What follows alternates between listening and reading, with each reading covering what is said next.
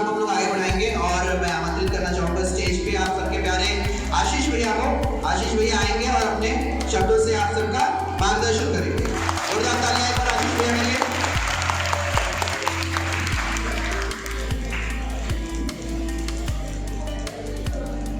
Good morning to all of you.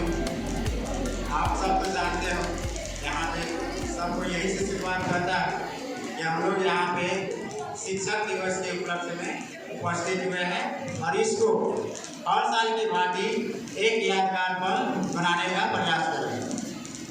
सो अभी हम लोग भोजपुरी में एक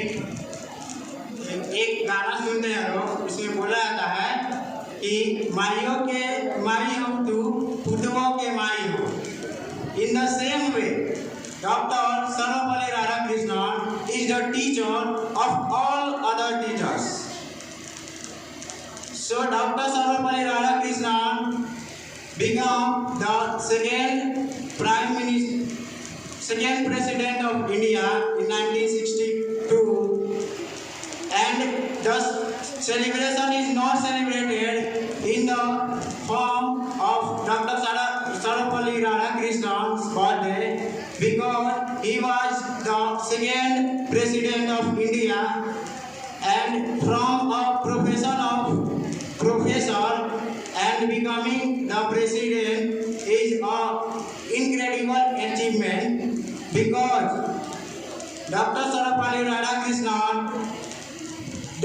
devoted his life in pursuit of knowledge and truth, and he was the eminent educationalist in that era.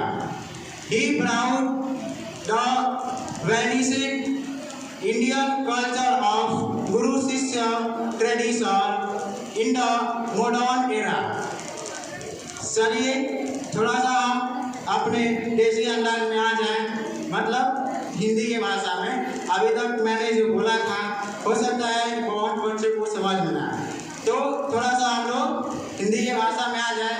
वैसे तो हम भारतीय ही हैं, प्रथम हमारा प्राथमिकता भारतीय है, लेकिन फिर भी बिहारवासी होने के नाते हम समझते हैं कि यहाँ हिंदी कितना ज़्यादा जरूरी हो जाता है। और हम धन्यवाद करना चाहते हैं अपने शिक्षा मिनिस्टर कर्पूरी ठाकुर को, जिन्होंने बिहार में अंग्रेजी सभ्यता जो अंग्रेजी लैंग्वेज से उत्पन्न हो सकती थी, इस पे प्रतिबंध लगाया, और इसी वजह से न चाहते हुए भी और इन एनी हाउ हम लोग अपनी भारतीय संस्कृति जो इसकी लैंग्वेज होती है इसको अभी भी जिंदा बरकरार रखे हुए थे, और इस बात पे हमें हमेशा गर्व होना चाहिए। आपको पता होना चाहिए कि बांग्लादेश का विभाजन इसलिए हो गया क्योंकि पाकिस्तान उस पर जबरदस्ती उर्दू भाषा थोपने का प्रयास कर रहा था, जबकि बांग्लादेश के लोग अपने बंगाली भाषा को ज़्यादा पसंद करते थे। तो बांग्लादेश का विभाजन उसके भाषाई आधार पर हुआ, और हमारे देश में अधिकांश राज्यों का विभाजन जो हुआ है वो भाषाई आधार पर हुआ। तब इस आधार पर आप समझ सकते हो धर्म बदल सकता है, संस्कृति बदल सकती है, लेकिन लोग सबसे ज़्यादा जिसको पसंद करते हैं वो हमारी नेटिव लैंग्वेज होती है। नेटिव लैंग्वेज मतलब देसी भाषा। तो इस आधार पे हम लोग अभी हिंदी में कुछ बात करेंगे।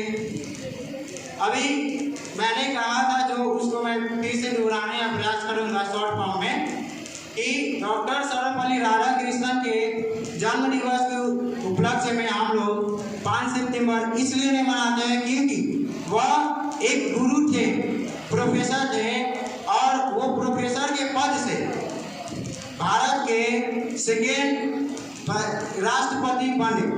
ये उनकी बहुत बड़ी अचीवमेंट है, जो शायद बहुत कम दुनिया में बहुत कम व्यक्ति ही कर पाते हैं इतने बड़ी अचीवमेंट।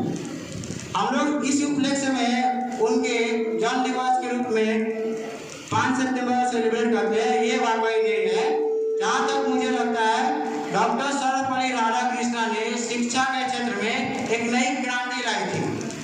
भारतीय संस्कृति जो पुरानी गुरु शिष्य परंपरा रही थी, जिसमें गुरु का दर्जा भगवान से एक स्टेप ऊपर रखा गया है, उस परंपरा को हम लोग धीरे धीरे खोते आ रहे थे।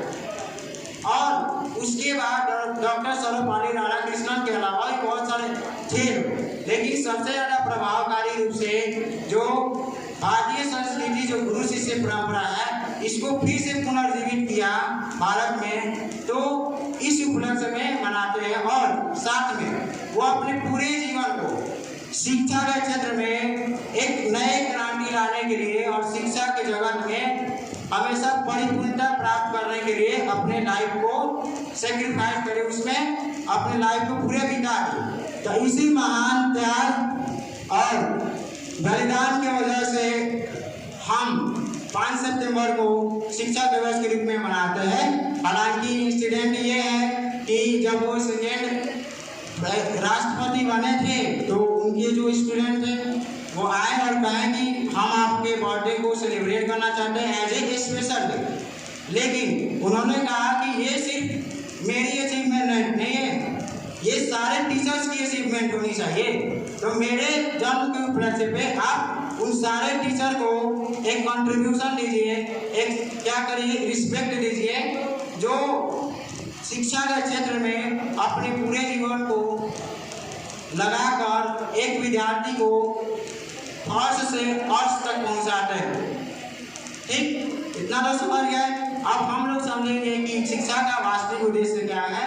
वर्तमान में हम लोग जो शिक्षा पद्धति अपनाते हैं उसमें डॉक्टर सर्वपल्ली राधाकृष्णन का बहुत बड़ा योगदान है। हम लोग सामान्यतः समझते हैं शिक्षा और ज्ञान का मतलब क्या है कि जो पढ़ाई लिखाई है, जो वर्तमान में समाज में जितनी भी चीजें हैं अनुशासन वगैरह लेकर सारी चीज को अपने अंदर निहित कर ले, इसका जो सोर्स हमें मिलता है ना, जो व्यक्ति ये चीज प्रदान करता है उसे हम लोग शिक्षा करते हैं।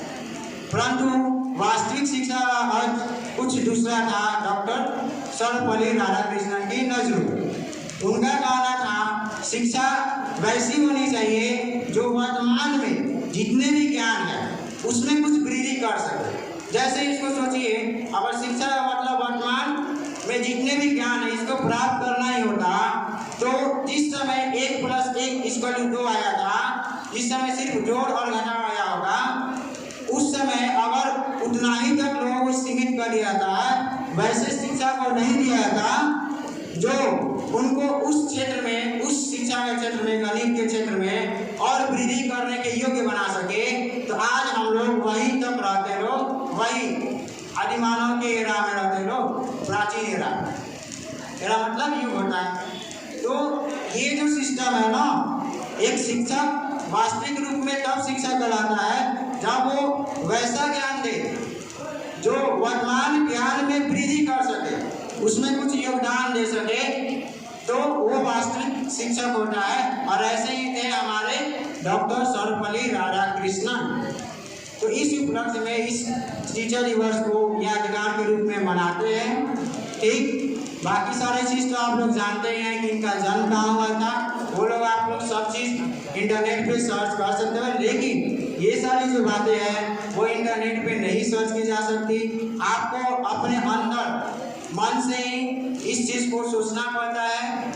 चलिए ठीक है, कार्यक्रम को अपने वाणी को विराम देने से पहले मैं एक कविता गाना चाहूँगा जो मैंने अपने दिल से लिखा है, तो आप लोग इसको सुनने का प्रयास करें।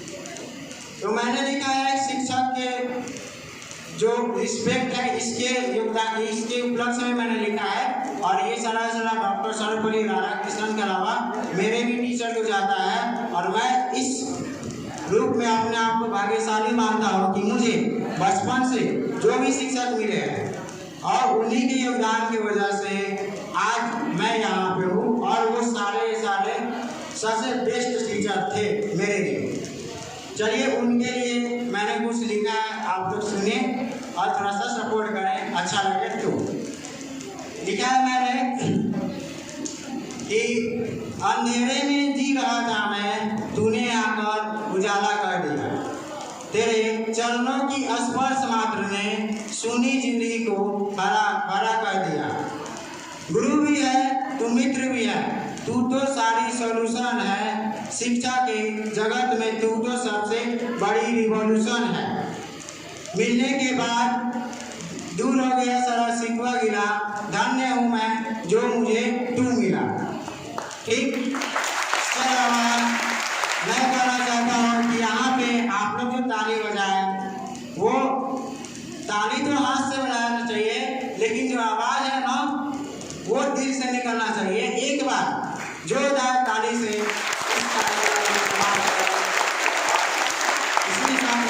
वाणी को विराम देता हूँ।